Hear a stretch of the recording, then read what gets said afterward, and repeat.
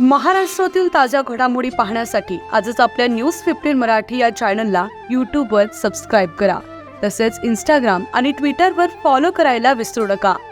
News 15 Marathi, आवाज जनसामान्यांचा. Police शिपायाच्या पत्नीवर गोळीबार, पत्नी ठार तर मुलगा, सासू आणि मेहुणा गंभीर जखमी.